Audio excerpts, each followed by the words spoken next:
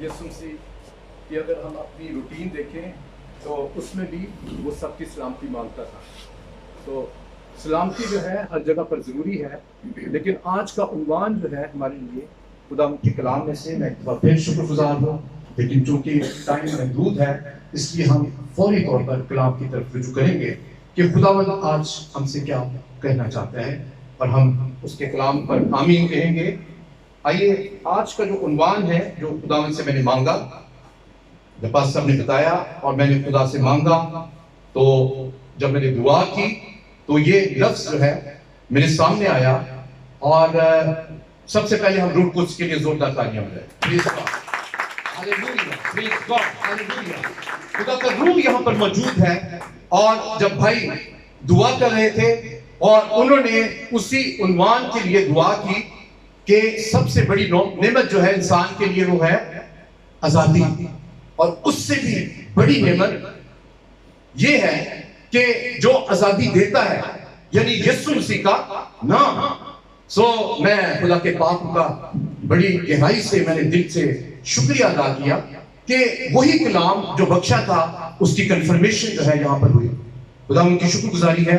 آج ہم دیکھیں گے کہ آزادی کی کیا اہمیت ہے. ویسے تو ہم جسمانی طور پر آزادی کو مناتے ہیں اپنی زندگی میں، اور ملک پاکستان میں 14 اگست کو، اور ہندوستان کے ملک میں 15 اگست کو، اسی طرح مختلف ممالک میں آزادی کو سیلیبریٹ کیا جاتا ہے.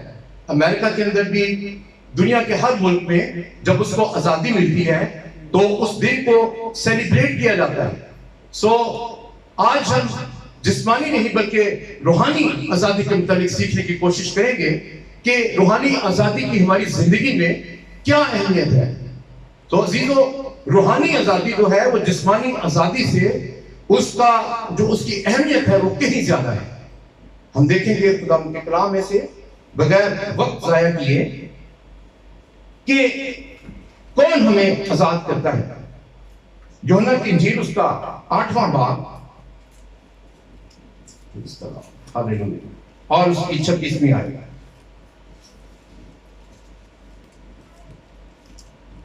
خدا ان کے کلام میں مفہوم ہے،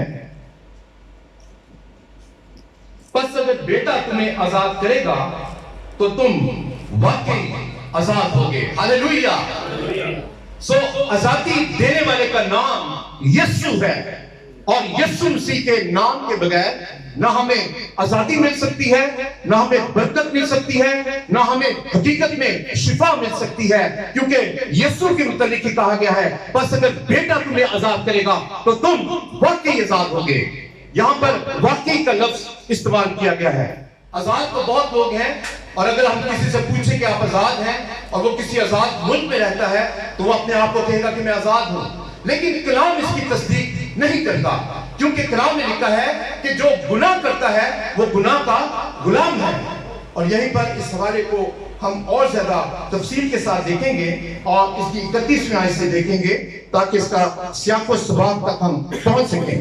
کلام مقدس میں ہم دیکھیں گے اس کی 31ویں آیت. بس یسوع نے ان یہودیوں سے کہا جنہوں نے اس کا یقین کیا تھا کہ اگر تم میرے کلام پر قائم رہو گے تو حقیقت میں میرے شاگرد ٹھہرو گے اور سچائی سے واقف ہوگے اور سچائی تم کو آزاد کرے گی. انہوں نے اسے جواب دیا، ہم تو ابراہیم کی نسل سے ہیں اور کبھی کسی کی غلامی میں نہیں رہے، تو کیوں کر کہتا ہے کہ تم آزاد کیے جاؤ گے؟ یسوع نے انہیں جواب دیا، میں تم سے سچ کہتا ہوں جو کوئی گناہ کرتا ہے گناہ کا غلام ہے، اور غلام ابد تک گھر میں نہیں رہتا، بیٹا ابد تک رہتا ہے. بس اگر بیٹا تمہیں آزاد کرے گا تو تم واقعی آزاد ہوگے. آمین. زوردار آمین. زوردار آمین. زوردار برکت. ہاللیلویہ. بس اگر بیٹا تمہیں آزاد کرے گا تو تم واقعی آزاد ہوگے. ویسے تو ہر شخص کہتا ہے کہ میں آزاد ہوں، لیکن واقعی کا مطلب ہے حقیقت میں ہم کس طرح آزاد ہوتے ہیں. حقیقت میں ہم خدا کے بیٹے پر ایمان لا کر اور اس کے حکم پر عمل کر کے اس کی صلیبی محبت اور اس کے خون پر، اس کے فدیہ پر، اس کے مر جانے اور اس کے جی اٹھنے پر ایمان رکھنے سے ہم آزاد کیے جاتے ہیں. آمین. عزیزو، ہم دیکھتے ہیں کہ دنیا کی اگر سب سے بڑی نعمت جس کو ہم نے دیکھا یعنی یسوع المسیح ناصری کا نام ہے، اور اس کے بعد ہم دیکھتے ہیں کہ آزادی بھی بہت بڑی نعمت ہے۔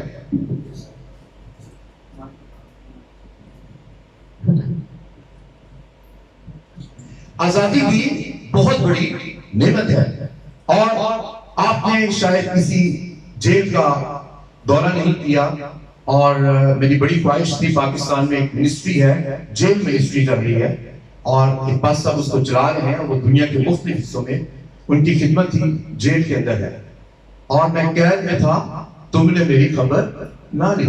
یہ بھی بہت بڑی خدمت ہے۔ قید جو ہے بڑی بھیانک ہوتی ہے، چاہے وہ 1 گھنٹے کی ہو، چاہے وہ 1 سال کی ہو، اور انتہائی خوفناک ہے جب وہ عمر قید ہو، جیسے ہم سنتے ہیں کہ عمر قید کی سزا سنا دی گئی ہے، اور اس سے بڑی سزا موت کی سزا ہے۔ عمر قید کا تو ہم سوچیں گی نا، اگر 1-2 گھنٹے کے لیے ہم میں سے کسی کو قید خانہ کے اندر ڈال دیا جائے اور یسوع ہمارے ساتھ نہ ہو، تو عزیزو ہم اس گھر کو دیکھ سکتے ہیں۔ آزادی کی اہمیت کا احساس اس وقت ہوتا ہے جب انسان غلامی میں ہوتا ہے۔ ان قیدیوں سے آپ آزادی کا مطلب پوچھیں یا آزادی کی حقیقت کو پوچھیں تو وہ بتائیں گے کہ آزادی کتنی بڑی نعمت ہے۔ اور آزادی یہ ہے کہ ہم جسمانی طور پر دیکھتے ہیں، ہم صبح اٹھتے ہیں اور آزاد ہوتے ہیں، اور آزادی سے اپنے کام کاج پر جاتے ہیں، آزادی سے واپس آتے ہیں، اور آزادی سے اپنے گھر میں اپنے گھرانے کے ساتھ، اپنے عزیزوں کے ساتھ بیٹھ کر کھانا کھاتے ہیں۔ یہ ہے آزادی، اور پھر ہم آزادی سے خدا کی مدد سرائی کرتے ہیں۔ آزادی بہت بڑی نعمت ہے جس کو ہم نظر انداز کر دیتے ہیں، لیکن اس سے بھی بڑی ایک آزادی ہے، اور وہ آزادی ہے روحانی آزادی۔ روحانی آزادی یہ ہے جب گناہ ہماری زندگی میں حکمرانی نہیں کرتا، کوئی بری عادت، کوئی نفرت، کوئی منفی خیال ہمارے ذہنوں پر، ہمارے دلوں پر حکمرانی نہیں کرتا۔ اٹ مینس کہ ہم آزادی میں ہیں۔ We are free from all the sins۔ یہ ظاہر کرتا ہے کہ ہم مکمل طور پر آزاد ہیں، کیونکہ ہم اپنا دل، اپنے خیالات، اپنے یسوع مسیح کو دے دیتے ہیں، اور اس طرح ہم آزاد کیے جاتے ہیں۔ آزادی کی اور بھی ہم دیکھتے ہیں اقسام ہے، اور آزادی کو سمجھنے کے لیے غلامی کو سمجھنا بھی بڑا ضروری ہے۔ جب تک ہم غلامی کو نہیں سمجھ سکتے، ہم آزادی کی اہمیت کا پتہ نہیں لگا سکتے۔ عزیزو، غلامی جو ہے وہ ابلیس کے ہاتھوں ہوتی ہے۔ ابلیس ہمیں غلام کرتا ہے، وہ ہمارے ذہنوں کو، ہمارے دلوں کو کیپچر کرتا ہے، ہمیں اپنے قبضہ میں لے آتا ہے، اور پھر کوئی شخص نشے کا شکار ہو جاتا ہے، کوئی بری عادات کا شکار ہوتا ہے، کوئی بری صحبتوں کا شکار ہو جاتا ہے، کوئی نشے کا شکار ہو جاتا ہے۔ اس طرح بہت سی غلامیاں ہیں جو ابلیس کی طرف سے ہم پر مسلط کی جاتی ہیں۔ عزیزو، ہم غلامی میں دیکھتے ہیں بے روزگاری کی غلامی ہے، بیماری کی غلامی ہے، آزمائش کی غلامی ہے، دکھ بھی ایک غلامی ہے، اور مالی پریشانیاں بھی ایک غلامی ہے، اور رشتوں کے اندر بھی بعض اوقات دراڑیں پڑ جاتی ہیں، وہ بھی ایک غلامی ہے۔ ہماری اولاد کا نافرمان ہونا بھی ہماری غلامی ہے۔ جتنی منفی اثرات ہماری زندگی میں رونما ہوتے ہیں وہ سب غلامی ہے۔ لیکن اگر بیٹا ہمیں آزاد کرتا ہے تو ہم ان تمام غلامیاں پر غالب آ جاتے ہیں۔ ہاللیلویہ۔ اگر یسوع مسیح ہمارے دل میں رہتا ہے تو ہم ہر طرح کی بیماریوں پر، پریشانیوں پر غالب آتے ہیں۔ ایوب کی زندگی میں بھی ایک غلامی اور آزمائش کا وقت آیا، لیکن اس نے اس غلامی اور آزمائش کے اندر خدا کی شکر گزاری کی۔ شکر گزاری بھی ہمیں آزاد کر دیتی ہے۔ اگر ہم دیکھیں رومیوں کے 8ویں باب میں تو کلام مقدس میں مرقوم ہے، اور ہم کو معلوم ہے کہ سب چیزیں مل کر خدا سے محبت رکھنے والوں کے لیے بھلائی پیدا کرتی ہیں۔ خدا کے منصوبے ہمارے لیے بھلائی کے ہیں۔ اگر ایماندار کسی دکھ کا شکار ہوتا ہے تو وہ یہ نہ سمجھے 100% ممکن نہیں کہ یہ ہمارے گناہ کی سزا ہے۔ 100% ایسا نہیں ہے، اس کے کچھ چانس بنتے ہیں، کیونکہ کانسیکوینسز یعنی نتائج گناہ کے بھگتنا ضروری ہے، لیکن یسوع مسیح ہمیں معاف کر دیتا ہے۔ اور اب ایک اندھے کی مثال کو دیکھتے ہیں کہ اس کے متعلق لوگ کہنے لگے کہ یہ اندھا جنم سے اندھا ہے، کیا اس نے گناہ کیا تھا یا اس کے والدین نے، لیکن وہ بیماری اور وہ آزمائش یسوع مسیح نے کہا نہ تو اس نے گناہ کیا نہ اس کے ماں باپ نے، بلکہ اس لیے کہ خدا کا جلال ظاہر ہو۔ بعض اوقات دکھ اور بیماری جو ہے اکثر اوقات ایماندار کی زندگی میں جب آتے ہیں تو وہ اس کے لیے آزمائش اور خدا کے جلال کا باعث بنتے ہیں، لیکن ہم نے اپنی نظر جو ہے آزادی کے لیے یسوع مسیح پر لگانی ہے۔ ہر شخص آزاد ہونا چاہتا ہے۔ دنیا کا کوئی ایسا شخص نہیں ہے، آج 8 ارب کی تعداد ہے، لیکن کوئی ایسا شخص نہیں ہے جو غلامی میں رہنا پسند کرے۔ یہاں تک کہ انسان کو خدا نے اپنی شبیہ پر بنایا اور انسان کو اشرف المخلوقات کہا گیا ہے، لیکن اگر انسانوں کے علاوہ اور جانداروں اور جانوروں کو دیکھیں، پرندوں کو دیکھیں، تو ان میں سے بھی کوئی ایسا پرندہ، کوئی ایسا جانور نہیں ہے، کوئی ایسا جاندار نہیں ہے جو قید میں رہنا چاہتا ہو۔ تو انسان کے لیے آزادی اتنی زیادہ اہم ہے، یہاں تک کہ حیوانات بھی جو ہیں وہ غلام رہنا نہیں چاہتے، لیکن میں انسان کو جب ہم دیکھتے ہیں تو وہ جسمانی طور پر تو آزادی چاہتا ہے، لیکن روحانی طور پر وہ آزاد ہونا نہیں چاہتا، کیونکہ اس سے اس کے جسمانی نقصانات، اس کے جائیداد، اس کا روپیہ پیسہ، اس کی جسمانی لطف اور یہ سب چیزیں اس کے سامنے آتی ہیں کہ میں ان سے شاید محروم ہو جاؤں گا۔ لیکن عزیزو، جب یسوع مسیح اندر آ جاتا ہے اور وہ شخص آزاد ہو جاتا ہے، پھر وہ جانتا ہے کہ میں نے جتنی زندگی ماضی میں گزاری ہے وہ سب تاریکی اور غلامی میں تھی۔ جب یسوع آتا ہے وہاں پر آزادی آتی ہے۔ آئیے ہم دیکھیں مرکز کی انجیل اس کا 5واں باب۔ یہاں پر ایک شخص تھا جو نہ صرف جسمانی طور پر قید میں تھا بلکہ روحانی طور پر بھی ہم دیکھتے ہیں کہ وہ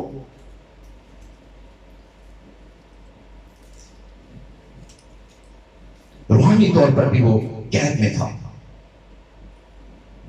5ویں باب کی پہلی آیت میں مضمون ہے، اور وہ جھیل کے پار گرسینیوں کے علاقہ میں پہنچے، اور جب وہ کشتی سے اترا تو پھر وہ ایک آدمی جس میں ناپاک روح تھی قبروں سے نکل کر اس سے ملا۔ وہ قبروں میں رہا کرتا تھا اور اب کوئی اسے زنجیروں سے بھی نہ باندھ سکتا تھا، کیونکہ وہ بار بار بیڑیوں اور زنجیروں سے باندھا گیا تھا، لیکن اس نے زنجیروں کو توڑا اور بیڑیوں کو ٹکڑے ٹکڑے کیا تھا اور کوئی اسے قابو میں نہ لا سکتا تھا۔ اور وہ ہمیشہ رات دن قبروں اور پہاڑوں میں چلاتا اور اپنے تئیں پتھروں سے زخمی کرتا تھا۔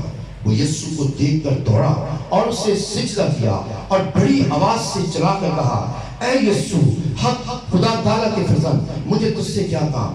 تجھے خدا کی قسم دیتا ہوں مجھے عذاب میں نہ ڈال، کیونکہ اس نے اسے کہا تھا، اے ناپاک روح اس آدمی میں سے نکل آ۔ پھر اس نے اس سے پوچھا کہ تیرا نام کیا ہے؟ اس نے اس سے کہا، میرا نام لشکر ہے، کیونکہ ہم بہت ہیں۔ پھر اس نے اس کی بہت محنت کی کہ ہمیں اس علاقہ سے باہر نہ بھیج، اور وہاں پہاڑ پر سوروں کا ایک غور چل رہا تھا۔ بس انہوں نے اس کی محنت کر کے کہا، ہم کو ان سوروں میں بھیج دے تاکہ ہم ان میں داخل ہوں۔ بس اس نے ان کو اجازت دی اور ناپاک روحیں نکل کر سوروں میں داخل ہو گئیں، اور وہ غور جو کوئی 2000 کا تھا کنارے پر سے جھپٹ کر جھیل میں جا پڑا اور جھیل میں ڈوب پڑا،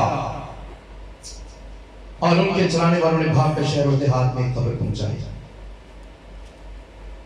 بس لوگ یہ ماجرا دیکھنے کو نکل کر یسوع کے پاس آئے، جس میں بدرویں یعنی بدروؤں کا لشکر تھا، اس کو بیٹھے اور کپڑے پہنے اور ہوش میں دیکھ کر ڈر گئے۔ آمین۔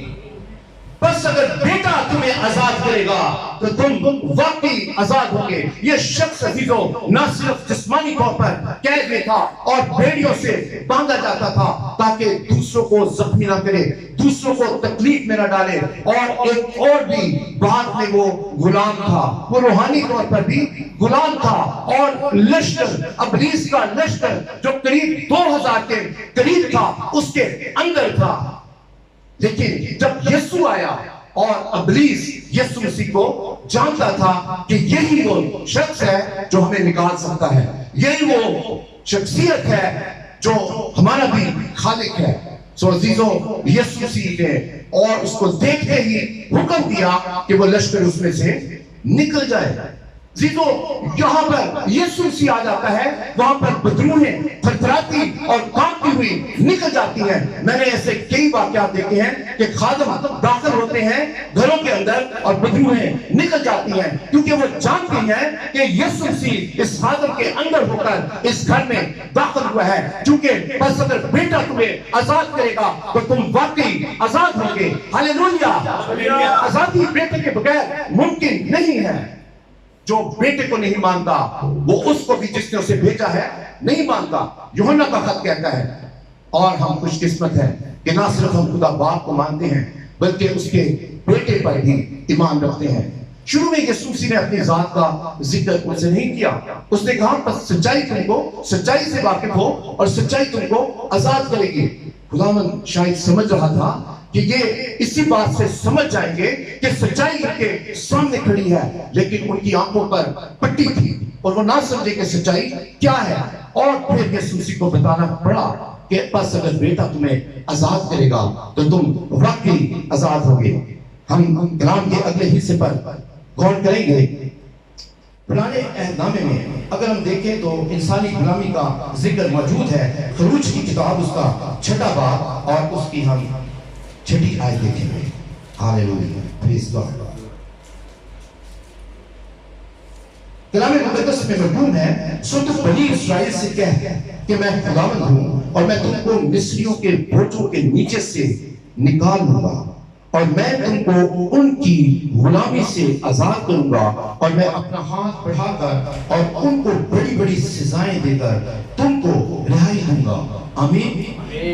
पुराने अहदनामे में भी आजादी की अहमियत को जगह जगह पर, अगर हम इस्तशना की किताब पढ़ें तो यहाँ पर बहुत जगहों पर हम देखते हैं वाकयात को कि जब कौम बनी इस्राएल कोई भी गुनाह करते थे तो वो किसी न किसी कौम की गुलामी में आ जाते थे और फिर वो उड़ते थे, वो दुआ करते थे, वो दरख्वास्त करते थे, बस अगर मेरे लोग खाकसा बनकर दुआ करें तो मैं आसमान पर से उनकी सुन लूंगा।